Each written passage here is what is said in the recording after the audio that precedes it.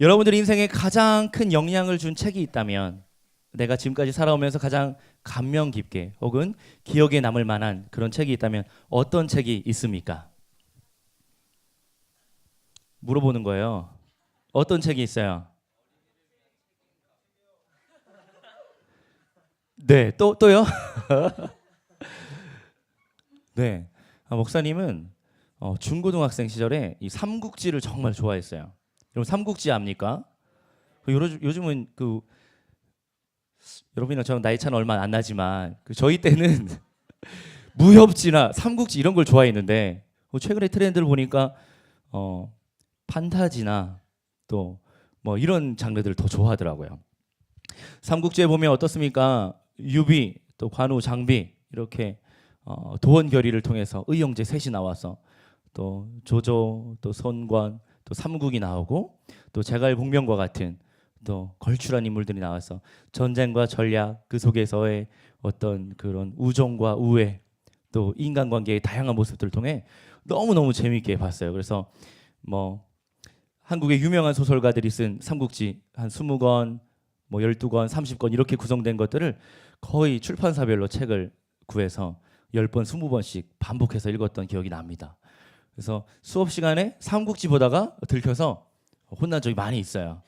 여러분들은 주로 만화책을 보다 걸리겠지만 저는 삼국지를 보다가 그랬었죠.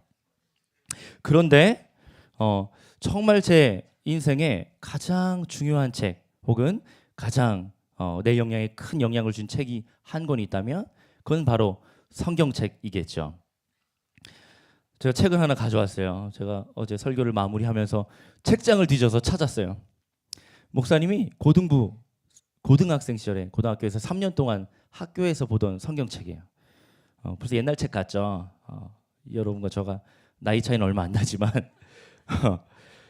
이 책 고등학교 1학년 딱 들어갔을 때부터 이제 입학할 때부터 이 책을 갖다 놓고 학교 사물함에다 넣어놓고 아침에 등교하면 이 책을 꺼내서 한 장씩 때로는 두세 장씩 매일 성경 말씀을 읽었어요. 물론 시험 기간이거나 또 급한 숙제가 있으면 아침 자습 시간에 그걸 해야 되니까 못 보는 날도 있었지만 그래도 대부분 말씀을 읽고 그렇게 하루를 시작하려고 노력했던 것 같아요.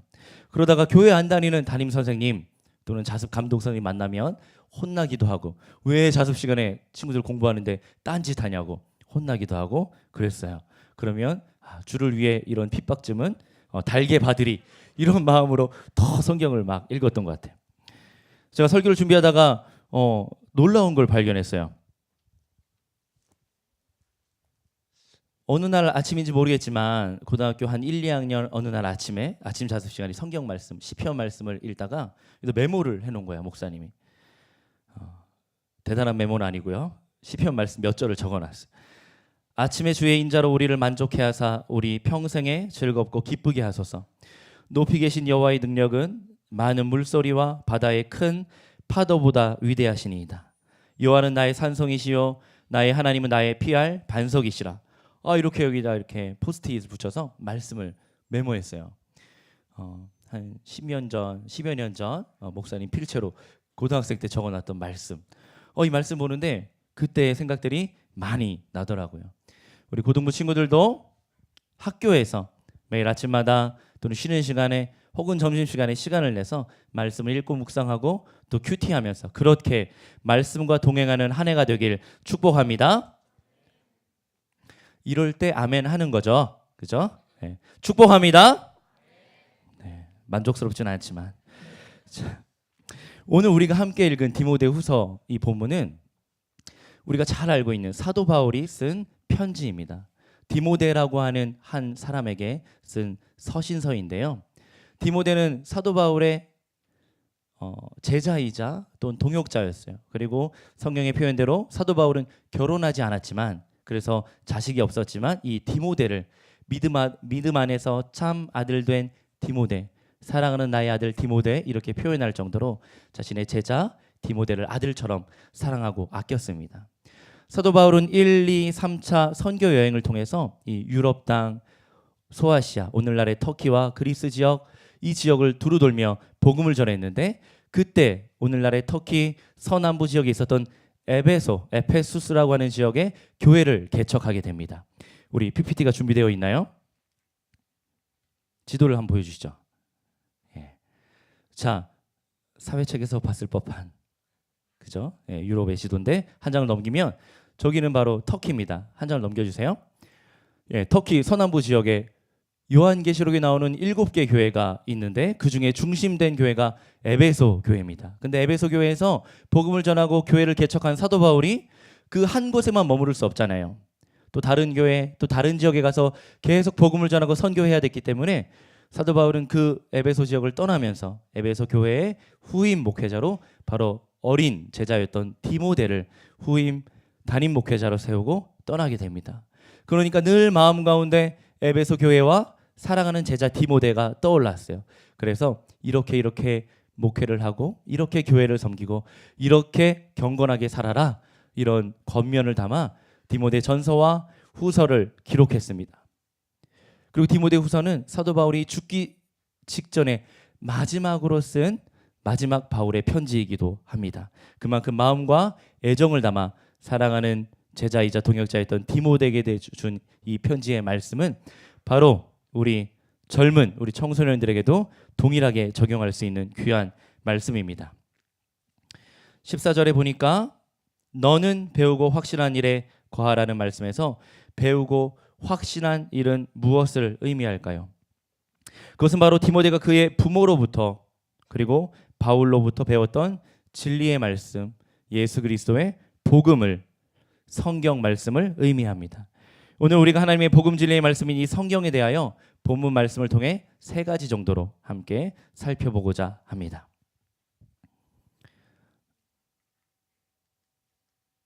네, 화면을 내려주시죠. 예.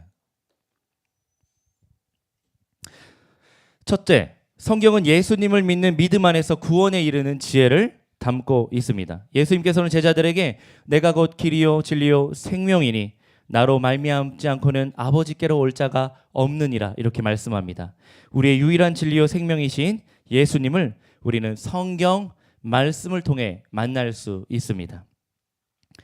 저에게는 참 저를 사랑해 주셨던 우리 할머니, 할아버지가 계셨는데 몇 해 전 겨울에 두 분 다 소천하셨어요.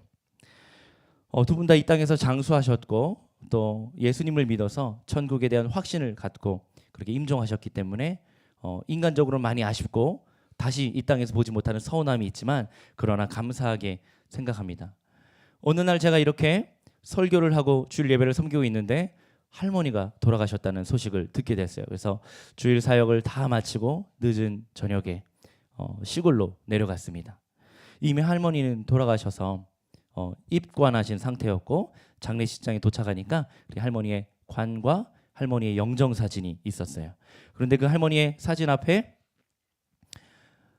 평소에 즐겨보시던 그 두꺼운 그 큰 글자 성경, 어르신들이 보시는 큰 글자 성경이 이렇게 펼쳐져 있고 시편의 한 구절이 펼쳐져 있더라고요.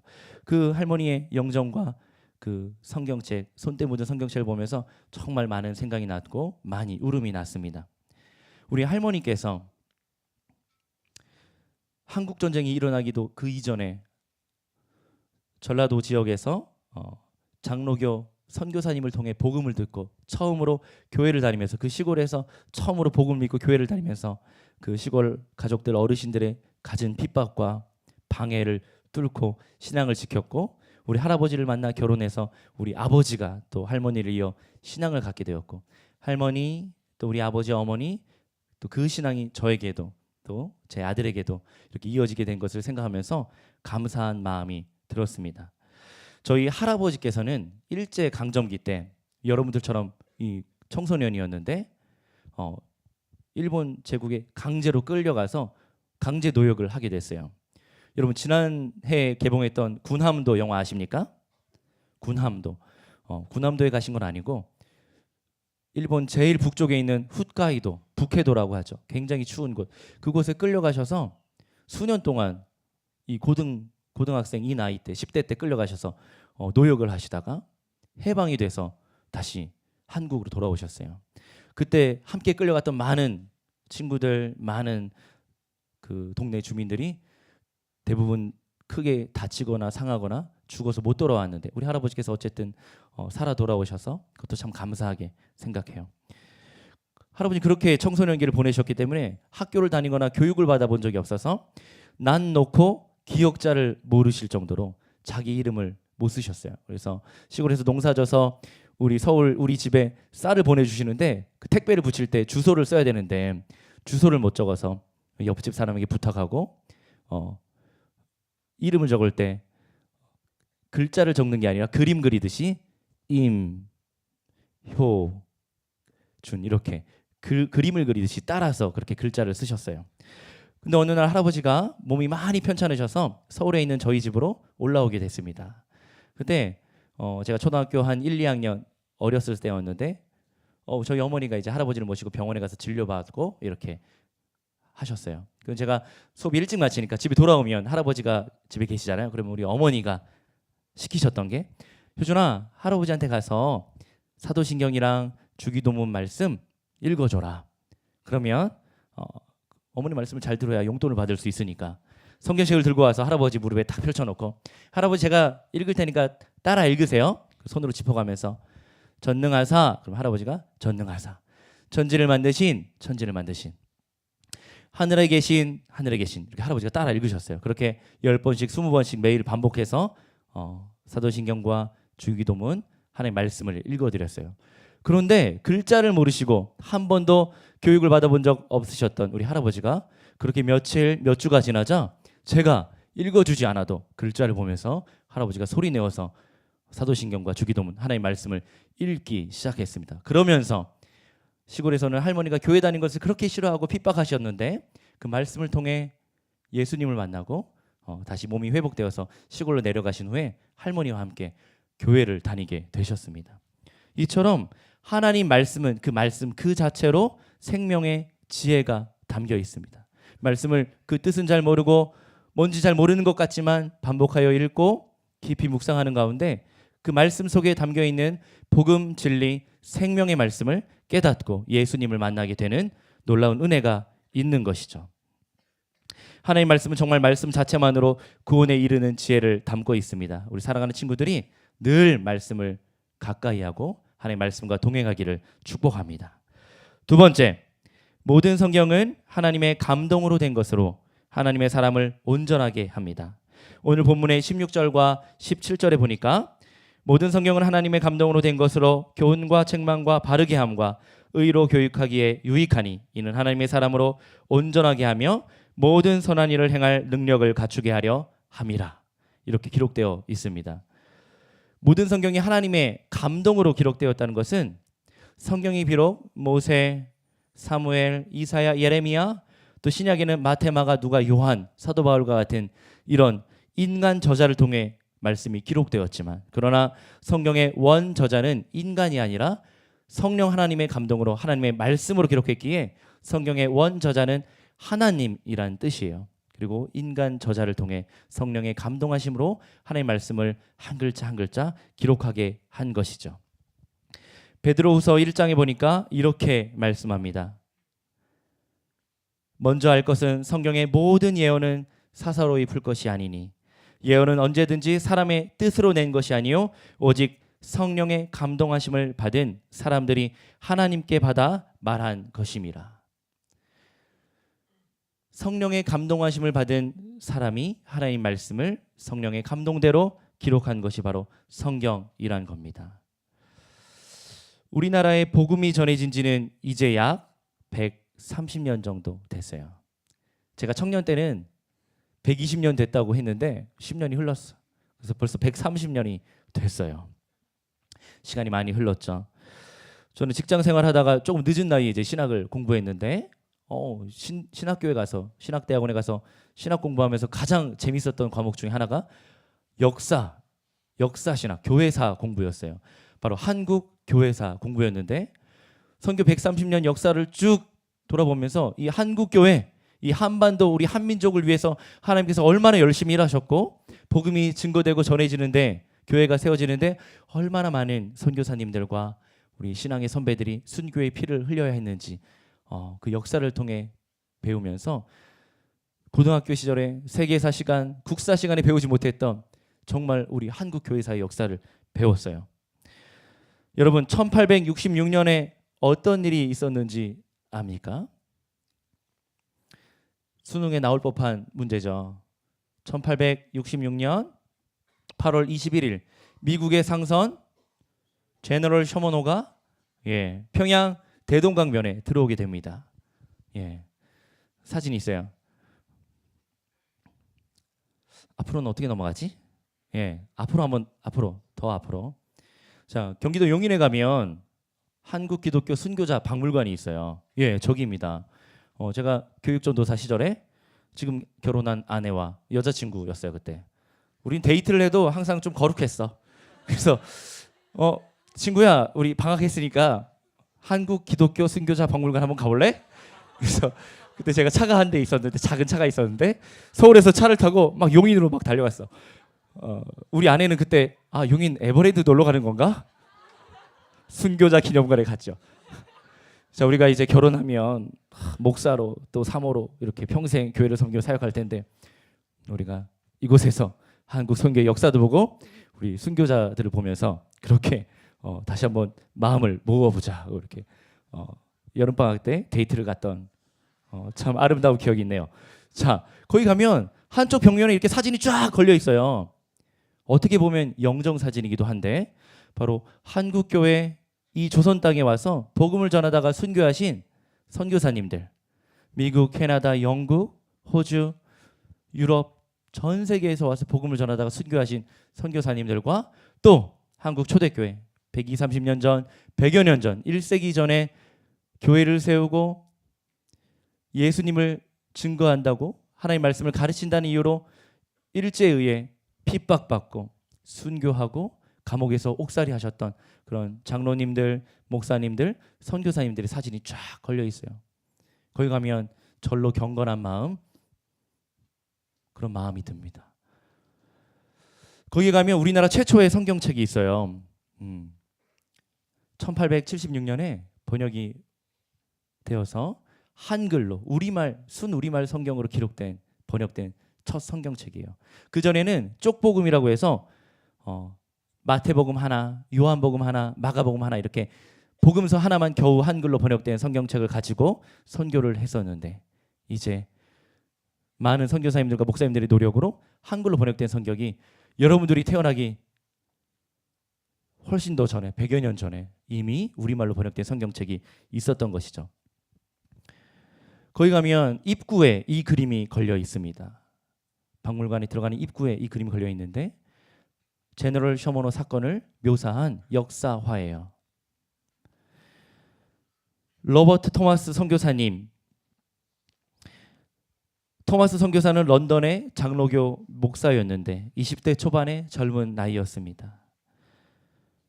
교회의 파송을 받아 중국 선교를 하던 중에 아직도 조선이란 나라에 선교사가 한 명도 들어가지 않았고 복음을 몰라서 죽어가는 많은 사람들이 있다는 사실을 알게 되었어요. 그러면서 중국에서 선교하는 와중에 조선말을 배우고 익히며 조선 선교에 대한 꿈을 갖게 됩니다. 당시 조선의 상황은 오작통이라 그래서 서학이라고 하는 천주교 또 기독교를 믿게 되면 가족 중에 한 사람이 믿으면 5사람이 함께 옥살이하고 핍박을 받는 그런 끔찍한 정책이 시행되던 때였어요. 이러한 조선 땅의 현실을 알고 토마스 선교사님이 조선 땅에 들어가길 원해서 조선 정부에 허입을 요청하지만 거절당하고 그렇게 준비하는 와중에 1865년 9월 달에 서해안에 잠시 들어와 2달 반 동안 복음을 전하고 조선 땅의 현실을 보고 다시 중국으로 돌아갑니다. 그리고 1년을 준비해서 1866년 8월 21일에 미국의 상선이었던 제너럴 셔먼호의 통역관으로 그 배를 함께 타게 됩니다. 영국인이었기 때문에 영어를 할 수 있었고 조선말을 배웠기 때문에 더듬더듬하지만 우리말을 할 수 있었어요. 그래서 조선어로 번역된 성경책을 가지고 평양으로 들어오게 됩니다. 당시 서양 세력의 침입을 우려했던 조선 정부의 쇄국 정책, 제너럴 셔먼호는 조선 땅에 닿기도 전에 평양 수군의 화공을 받아서 불에 타기 시작합니다. 토마스 선교사님은 큰 절망감에 빠졌어요. 배가 불타고 배가 점점 가라앉게 되었고 함께 배에 탑승하고 있었던 제너럴 셔모노의 선원들과 사람들은 죽지 않으려고 바다에 몸을 던지거나 헤엄쳐서 육지로 나가려고 했어요.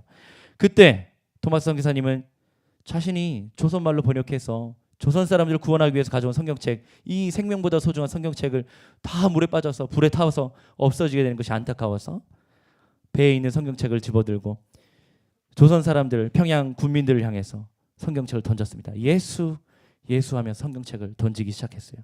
그리고 자신도 물에 빠져서 대동강변 모래토 위에 서게 되었습니다. 그림을 보면 한 사람, 검은 옷을 입은 한 사람이 저기 이렇게 무릎 꿇고 있지요. 그리고 오른쪽에 보니까 한 사람의 군관이 칼을 들고 있어요. 무슨 장면이겠습니까? 예, 다 참수형을 당합니다. 저때 토마스 선교사님을 처형했던 박춘권이라는 무관이 있었는데 후에 박춘권의 그 증언에 의한 기록이 남아 있어서 우리가 그때의 상황을 살필 수 있습니다. 배는 다 타서 불에 다 타버리고 물에 잠겼고 이미 가져왔던 성경책도 불에 타거나 물에 빠져서 더 이상 쓸 수 없게 되었을 때 박춘권이라는 무관이 칼을 빼어들고 날카로운 칼날로 토마스 선교사님의 목을 치려고 하는 그 순간 토마스 선교사님의 가슴 속에 마지막으로 남아있었던 성경책 한 권이 있었어요. 그래서 잠깐! 그리고 가슴 속에 있는 성경책을 꺼내서 자신의 목을 베려고 했던 그 무관에게 성경을 줍니다. 이 성경책, 이 책 꼭 한번 읽어보십시오. 꼭 한번 읽어보십시오. 박춘권 무관은 외국인이 주는 책이니까 신기하기도 하고 당시엔 종이가 기회이기 때문에 책을 받아서 집에 가져옵니다. 그리고 그렇게 토마스 선교사님은 박춘권에 의해서 참수형을 당하고 순교하게 되죠. 그때 나이가 20대 초반이었고 약혼한 여자가 있었어요. 토마스 선교사님을 처형한 박춘권은 그날의 일을 마치고 집으로 돌아옵니다. 그리고 그 외국인이 준 성경책을 펼쳐보니까 종이의 질이 상당히 좋았어요. 여러분 시골에 가봤습니까? 시골에 가면 요즘은 안 그렇지만 목사님이 어렸을 때만 해도 별로 나이 차이는 얼마 안 나는데 옛날 얘기를 자꾸 하네요. 우리 할머니가 그러셨어요. 큰 달력 같은 거 찢어가지고 벽지가 찢어진 데 있거나 이러면 창호지도 붙이시고 벽지도 이렇게 붙이셨거든요. 근데 훨씬 더 1세기 전이니까 얼마나 종이가 귀했겠습니까? 그러니까 이 박춘권이 성경책을 찢어가지고 벽지로 붙이고 천장에도 붙이고 찢어진 창호지에도 이 성경책을 찢어서 붙였습니다. 그러니까 집에서 밥을 먹을 때나 앉아서 쉴 때나 TV를 볼 때나 TV는 없었겠지만 또 이렇게 누워서 낮잠을 청할 때도 눈에 항상 뭐가 보여요? 성경책이 보이는 거예요. 그러다가 어느 날 복음서 말씀을 보다가 예수란 이름이 반복되는 것을 보고 주의 깊게 읽기 시작합니다. 그러면서 박춘권 이 무관이 자기 벽지로 붙어 있었던 성경 말씀을 보면서 예수님을 만나게 되었어요. 그로부터 많은 시간이 지나고 나서 이 박춘권은 사무엘 모펫 선교사님에게 세례를 받게 되는데 세례를 받을 때 그는 이렇게 간증합니다. 목사님, 제가 사실은 오래전 제너럴 셔모노가 불탈 때 그곳에 타 있었던 영국의 선교사 로버트 토머스 선교사님을 참수해서 죽였던 그런 자입니다. 자, 그런데 그 선교사님의 성경책을 받아 집에 가져와서 읽게 되었을 때 이 성경 말씀을 통해 예수님을 만나고 믿게 되었어요. 그런 간증을 하게 되죠. 박춘권 무관은 이후에 평양에서 장로가 되었고 나중에 우리 한국교회에서 가장 아름답고 가장 뜨거웠었던 그 성령의 부흥이 있었던 평양 대부흥 운동을 일으켰던 그 교회를 섬기고 그 땅에서의 귀한 사역을 감당하는 한 분의 장로님이 되셨습니다. 바로 화면에서 보는 이분이 로버트 토마스 선교사님이에요. 네. 턱수염이 있으니까 20대로 안 보이지만 굉장히 젊은 나이에 우리로 치면 우리 청년 선생님 정도의 나이일 거고 박충권 장로님의 모습입니다. 자, 화면 내려주시죠. 이처럼 한국 초대교회의 성도들은, 우리 믿음의 선진들은 열악한 환경과 박해 속에서도 하나님의 말씀을 통해 회심하고 예수님을 만나 한국 교회를 일구어 왔습니다. 그리고 오늘날 선교 130년이 지난 지금 우린 이렇게 아름다운 서울 광염교회, 이렇게 깨끗하고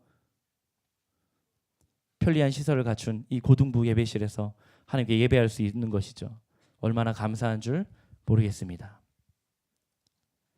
성령 하나님의 감동으로 기록된 하나님의 말씀이 우리의 심령을 뜨겁게 하고 성령의 기름을 부어주셔서 박춘권 장로님의 회심과 변화된 삶이 있었던 것처럼 우리 사랑하는 고등부 친구들에게도 매주마다 듣는 이 설교 말씀이, 또 매일마다 하나님 말씀을 읽고 묵상하고 큐티하며 그렇게 지낼 때 말씀이 주는 큰 감동과 깨달음, 은혜가 있기를 우리 구주 예수님의 이름으로 간절히 축복합니다.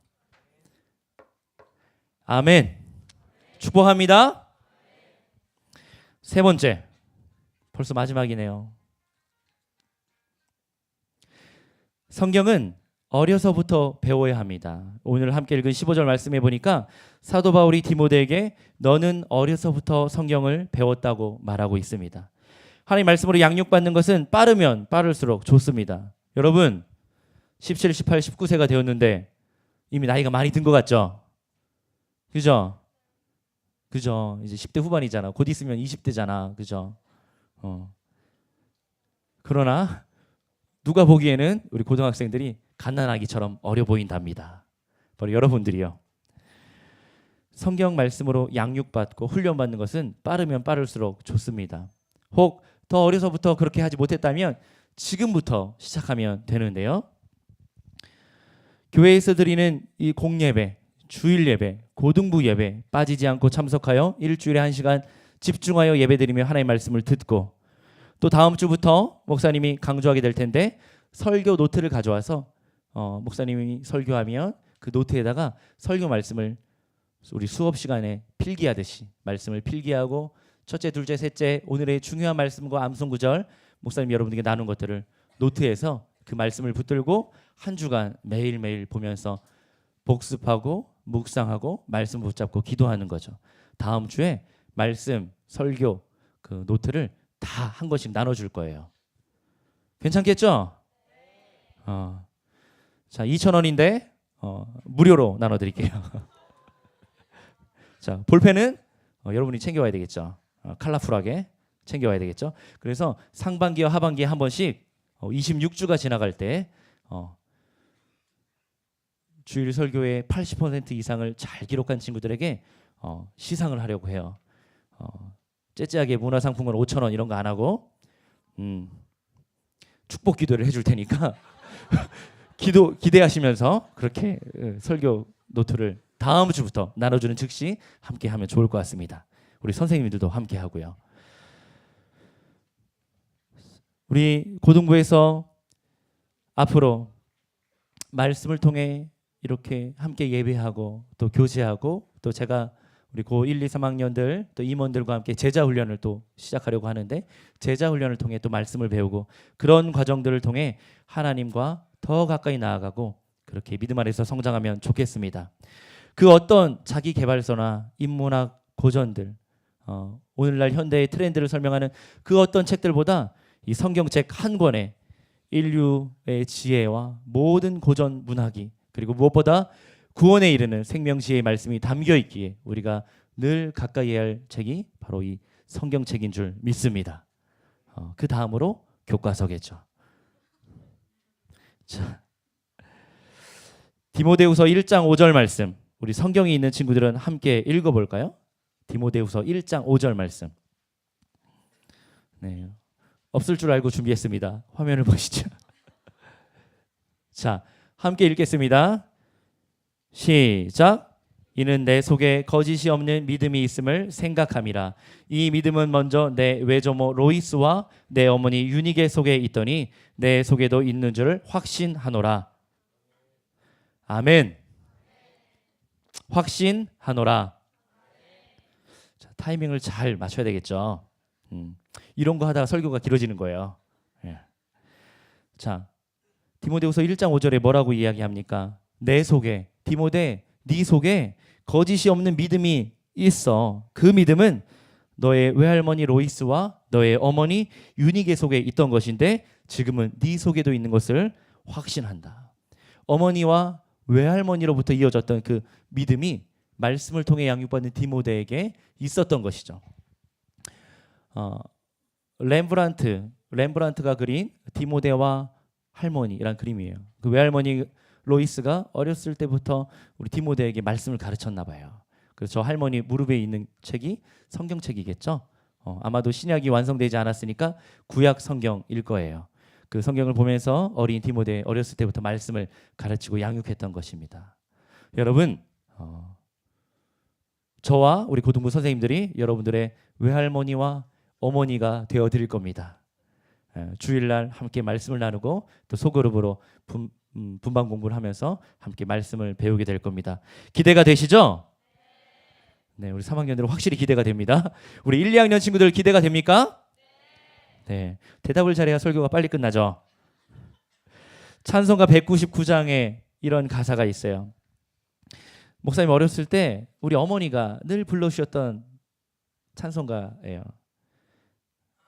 나의 사랑하는 책 비록 헤어졌으나 어머니의 무릎 위에 앉아서 재미있게 듣던 말 그때 일을 지금도 내가 잊지 않고 기억합니다. 귀하고 귀하다 우리 어머니가 들려주시던 재미있게 듣던 말 이 책 중에 있으니 이 성경 심히 사랑합니다. 이 찬송가의 가사처럼 우리 사랑하는 친구들이 정말로 이 생명과 구원의 진리, 이 지혜가 담겨있는 성경을 사랑하고 사모하고 늘 가까이 했으면 좋겠습니다. 청년이 무엇으로 그 행실을 깨끗게 하리이까? 주의 말씀을 따라 삼갈 것이니이다. 성경은 어려서부터 바로 이 청소년기부터 배우고 익혀야 합니다. 말씀을 맺습니다. 첫 번째, 하나님의 말씀을 늘 가까이 합시다. 두 번째, 하나님의 말씀을 매일 묵상합시다. 여러분들 보고 새벽 예배 나와서 매일 말씀을 읽으라고 하지 않겠습니다. 대신에 목사님이 그랬던 것처럼 성경책 한 권, 예쁜 거 좋은 거 하나 사달라 그래 엄마한테. 엄마 아빠가 안 사주면 여러분 반 선생님한테 가서 사달라 그래. 그 비싸야 15,000원밖에 안 하는데 요즘 좋은 성경책들은 그림도 그려져 있고 컬러풀하고 그날 큐티할 수 있게 준비된 성경책들도 있는데 선생님이 안 사주시면 저한테 오지 말고 우리 최한들의 전선생님 가서 사달라 그래. 우리 전선생님 아직 결혼 안 했기 때문에 여자친구도 없어요. 그 데이트도 안 해. 얼마 전에 스타워즈 영화 혼자 보고 왔다는 거야. 얼마나 마음이 아프지. 그 돈 쓸 데가 없어. 돈 쓸 데가. 그래서 한 권 사달라 그래. 그래도 안 사주시면 목사님한테 오세요. 그러면 목사님이 한 권 사줄게요. 성경책 한 권 학교 가면 요즘 사물함 다 있잖아. 사물함에 한 권 딱 넣어놓고 아침이면 꺼내서 아침 자습 시간에 시편의 한 장, 잠언의 한 장, 혹은 그 주에 들었던 설교 말씀 찾아서 읽으면서 그렇게 매일 말씀 묵상했으면 좋겠어요. 세 번째, 학교에서 믿음의 본을 보입시다. 이거는 목사님 앞으로 계속 강조할 텐데 여러분 급식 시간에 식기도 하는 것. 친구들이 교실에서 앉아 있을 때 성경책 펼쳐놓고 말씀 읽는 것. 그럼 애들이 처음 와서 막 놀리겠죠. 너 뭐 하는 거야? 뭐 해? 막 놀리고 때로는 조롱하고 때로는 막 이상하게 볼 때 꿋꿋하게 신앙을 지켜서 하루 이틀만 하면 이상한데 매일 해봐. 쟤는 원래 저래. 쟤 광염교회 다니잖아. 그런 아이 됐으면 좋겠어요. 나중에 식기도도 강조할 텐데 식기도 몇 초 해야 되죠?